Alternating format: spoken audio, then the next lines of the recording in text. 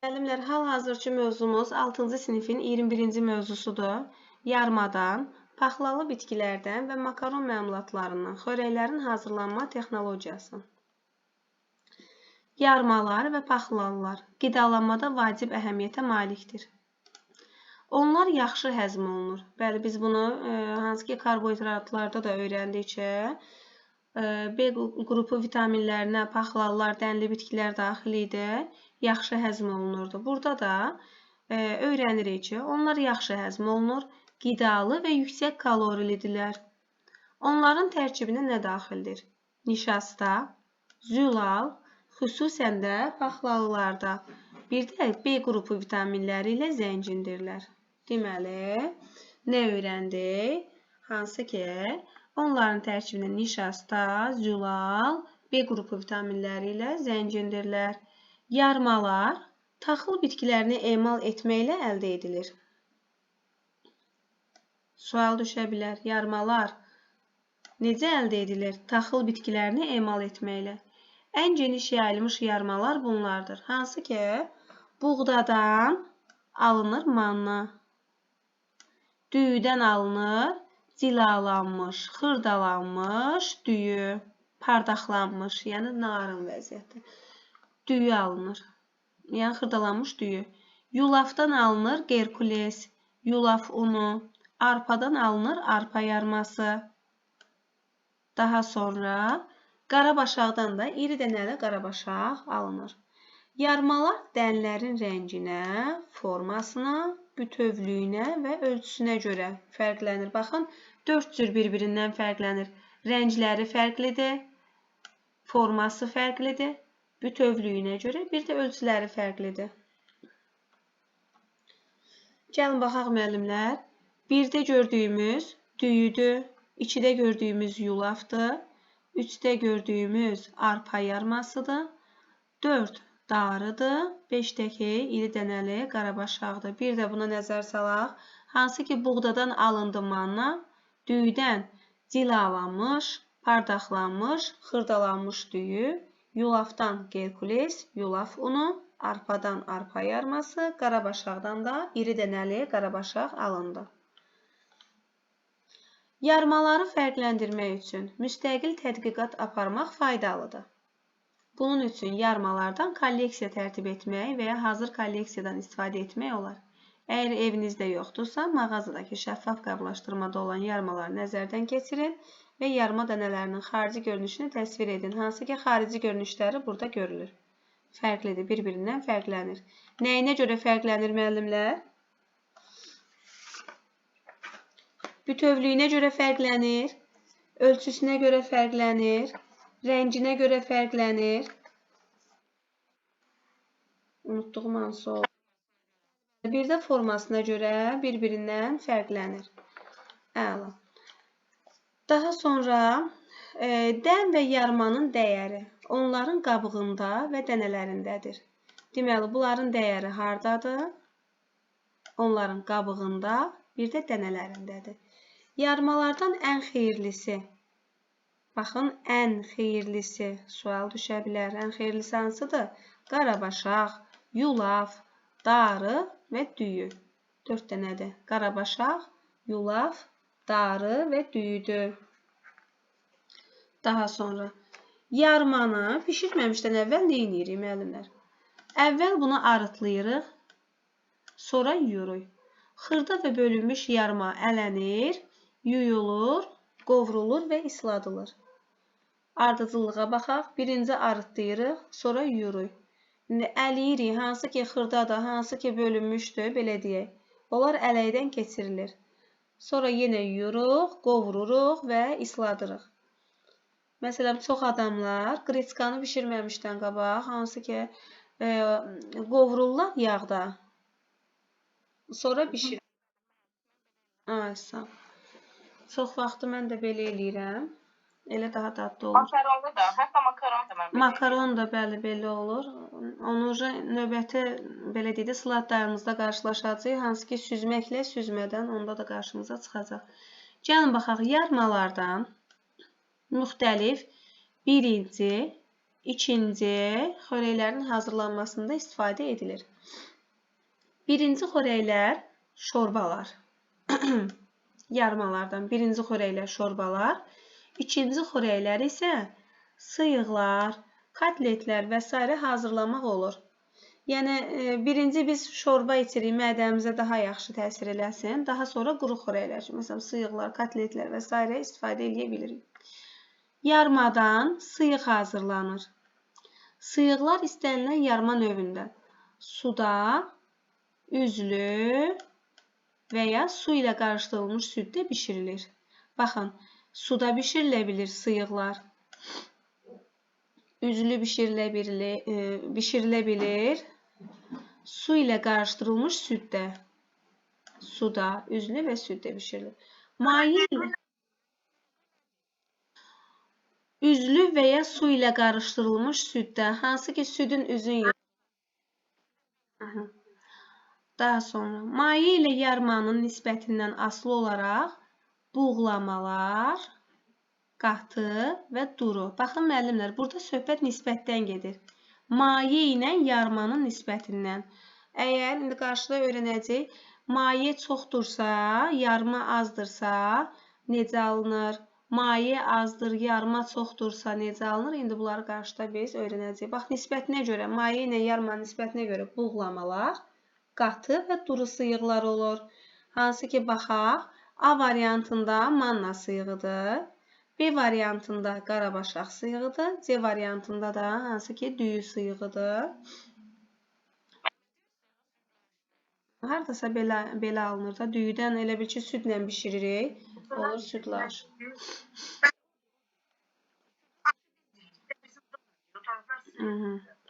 Gəlin görək müəllimlər. Buğlamalar necə alınır?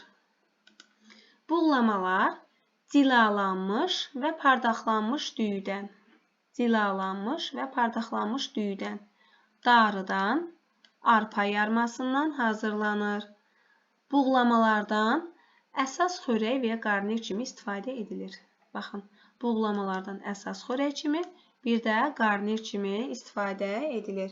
Onlar suda və ya ət suyunda bişirilir, buğlamalar. Suda da bişirə bilirik, ət suyunda da bişirə bilirik. Ət suyunda bişirsək daha dadlı olur. Suda da bişirsək. Bəli, suda da bişirəndə dadlı olur, ət suyunda daha dadlı olur. Hazırlanmış yarma, duz əlavə edilmiş, qaynayan suya tökülür. Bax, hal-hazırda biz onun hazırlanmasına baxırıq.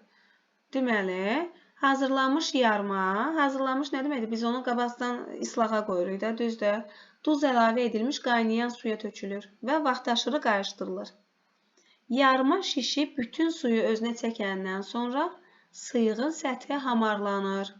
Qazanın qapağı örtülür, hazır olana dək zəif odda dəmə qoyulur. Baxın, müəllimlər, bu oldu buğlama. Hansı ki, belə deyək, qazana su tökdük, duz əlavə elədik, qaynayandan sonra duzunu əlavə elədik və vaxtaşırı qarışdırırıq. Yarmanı da... Aysa, bəli. Hansı ki, biz qreskanı bişiririk ya.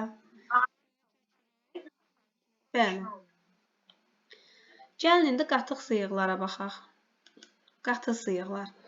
Suda üzlü və ya su qatılmış süddə bişirilir. Suda üzlü və ya su qatılmış süddə bişirilir. Deməli, həm suda bişirilir, həm də süddə bişirilir. Süd su qatılmış da ola bilir, yəni üzlü də ola bilir. O da zövqə görədir. Amma yarmaların çoxu, düyü, arpa, darı suya nisbətən süddə çətin bişir. Ona görə də onları başqa üsulla hazırlayırlar.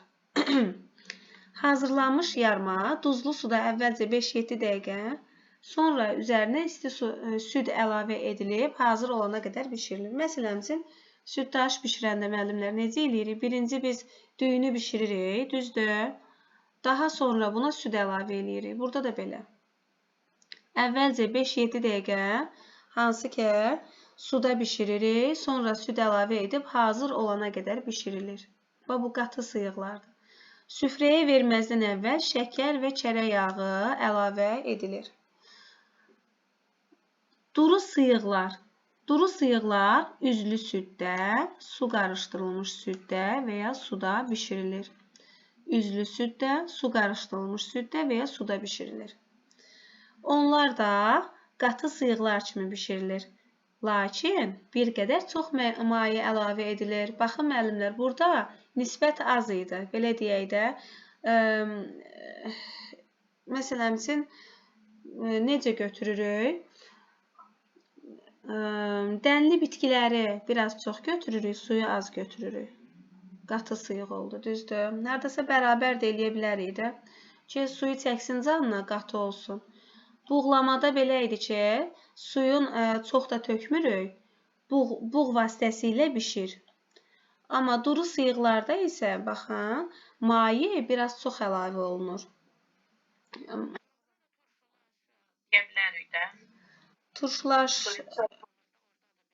Turşlaşda da hərdəsə bəli, suyu biraz çox olur, amma çox da çox olmur da. Turşlaşı bəli, nümunə göstərə bilərik. Daha sonra, indi ağlımdan qaçdı hər şey. Ki, başqa nəyi nümunə göstərmək olar. Daha sonra gəldik hansı ki, paxlallara. Yox, mərci supu ucu paxlallara aiddir mərci. Sıyıqlar, məsələn üçün, belə deyək də, hansı ki, düyü supu bişiririk. Düyü supu bişirəndə, hansı ki, biz onun düyüsün az tökürük, suyun çox tökürük. Nə oldu? Burada ucu duru sıyıq oldu da, düzdür?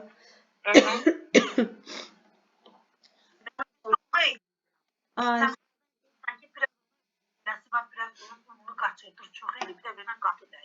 Hə, onu mən düşündüm, amma orada elə bil ki, sırf biz düyü üzərindən bişirmirik də, düyüdən az əlavə eləyirik.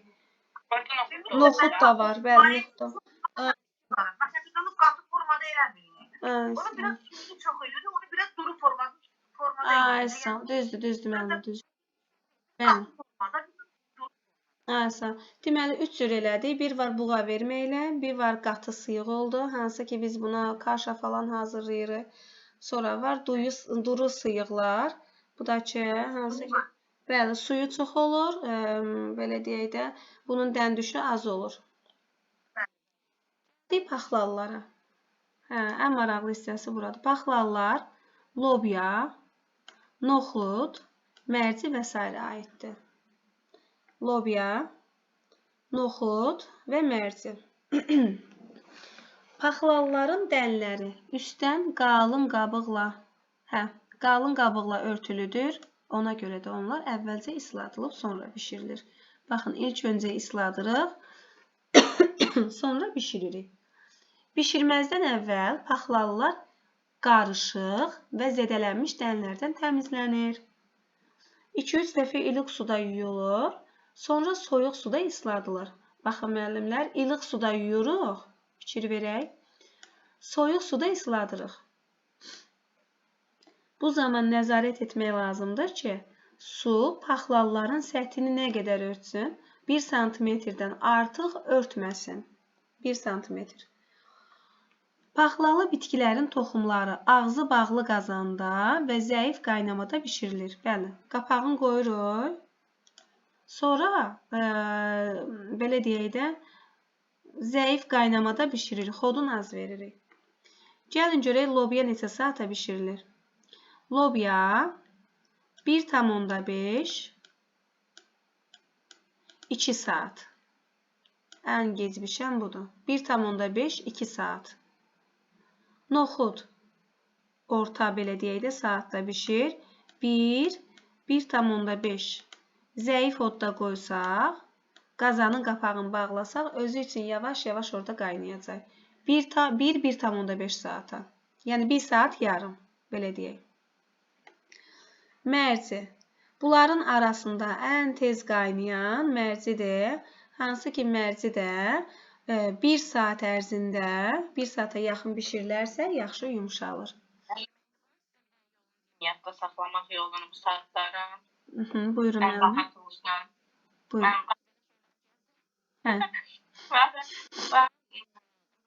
Lobiyanı görsünüz. Lobiya ən uzundur, ən böyüyüdür. Onun saatı çoxdur. Sonra noxud gəlir. Məncədir, ən balaca saat da ondadır. Bəli, bəli.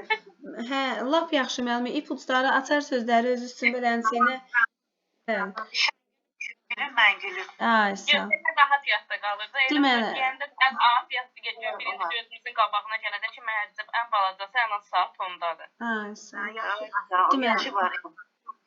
Lobiyanın elə bir ki, səthi də belə deyək də çox bərkdir. Ay, sağ ol. Ona görə bu 1,5 2 saata, bəli, uzunluğuna görə də yadınızda saxlaya bilərsiniz müəllimlər.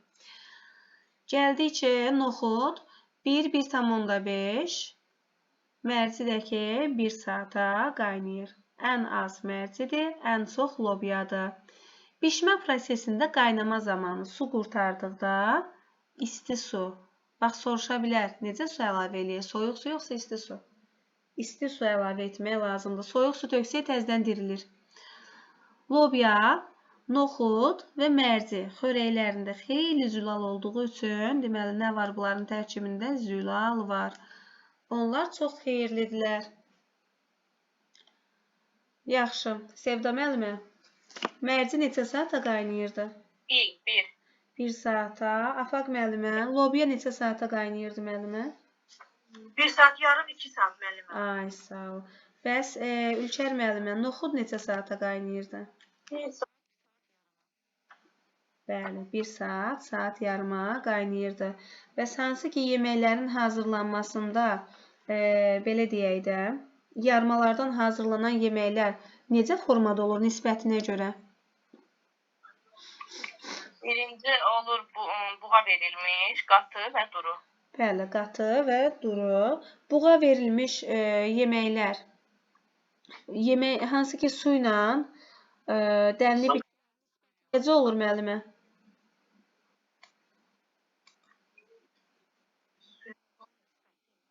Bəli, bəli. Buğa veririk də müəllimə. Təsəvvür edin, qreçkanı bişiririk, buğa veririk.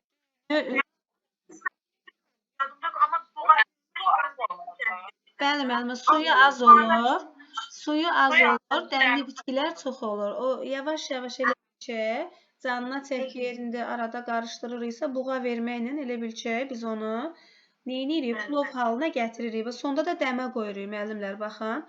Hansı ki, qoy baxım, həmin hissəni göstərim sizə.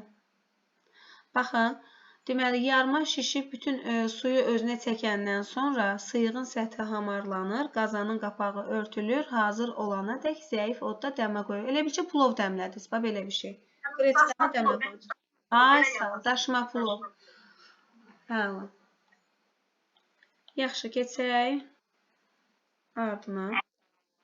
Bəli, makaronlar da hər il demək olar ki, düşür.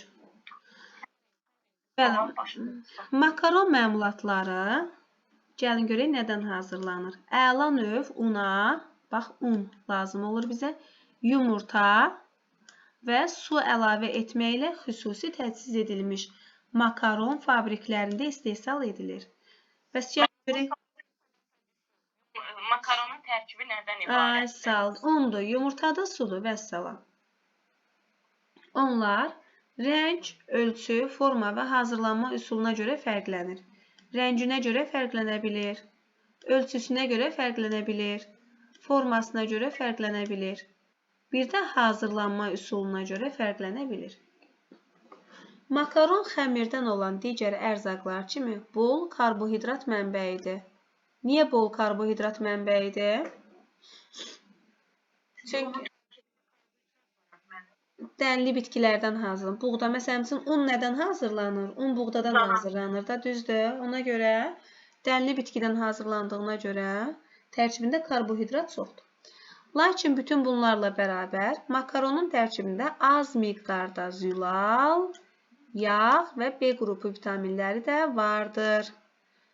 Az miqdarda zülal, yağ və B qrupu vitaminləri də vardır. Onlar öz dad və qida keyfiyyətlərini itirmədən orqanizm tərəfindən yaxşı mənimsənilir. Deməli, dadında itirmir, qida keyfiyyətində itirmir və orqanizm tərəfindən yaxşı mənimsənilir. Makaron məmulatları süfrəyə qiyməklə və müxtəlif soslarla verilir. Sosları da biz özümüz hazırlaya bilirik. Sos da bu ketçupdadır da. Bunlar da sos kimi gelir də. Aysa. Aha. Sonra gəldik makaron məmulatları. Belə deyək də, sos xörəyin üzərinə şirə gəzdir, pomidordan falan hazırlayırıq. Xörək şirəsi, belə deyək.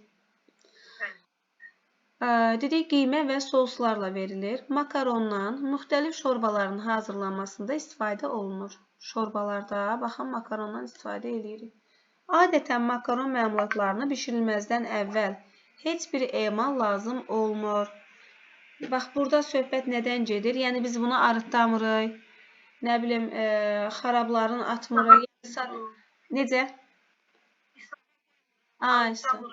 Əla. Heç bir emal lazım olmur. Makaron məmulatları 2 üsulla bişirilir. 2 üsulla. Süzməklə və süzmədən. Süzməklə və süzmədən. Qaynayan duzlu su olan qazana makaron əlavə edirik. Deməli, ilk öncə nə etdik? Suyu qaynatdıq, sonra duzunu tökdük. Deməli, qaynayan duzlu suyumuz əldə olundu. Sonra qazana makaron əlavə edib, qazanın dibinə yapışmaması üçün vaxtaşırı qarışdırırıq. Yumşalana qədər bişirilir. İndi gəlin baxaq görək. Bu makaron növü, hansı makaron növü nə zaman, neçə dəqiqəyə qaynayır? İri makaronlar 20-30 dəqiqəyə. Hansı ki, qalın makaronlar var. Onlar 20-30 dəqiqəyə. Ərişdələr 15-20 dəqiqəyə. Vermişelləri isə 12-15 dəqiqə ərzində bişirilir. İri sözün görəndə biləcəyik ki, artıq 20-30 dəqiqədir. Bu, iridirsə buna çox vaxt lazımdır. Verməşil nam-nazikdir, düzdür? 12-15 dəqiqə. Buna az vaxt lazım olacaq. Amma ərişdə isə 15-20 dəqiqə. Ərişdələr də bildiyimiz kimi xəmirdən hazırlanır. Adətən istehsalçılar qablaşdırma üzərində bu və digər makaron məmulatlarının hazırlanma vaxtını, saxlama müddətini qeyd edirlər. Deməli, qablaşdırmada nə qeyd olunur? Hazırlanma vaxtı, alanda baxırıq, görək vaxtı nə zamandır? Sonra saxlama müddəti nə qədərdir? Bişmiş makaron aş süzənə tökülür. Gəldik, hansı ki, süzməklə dedik axı, düzdür? Aş süzənə tökülür, həlimi süzülür, əridilmiş yağ olan qaba qoyularaq qarışdırılır. Bu oldu bizim süzməklə əldə etdiyimiz makaron. Bəs süzmədən necə olur? Bəli.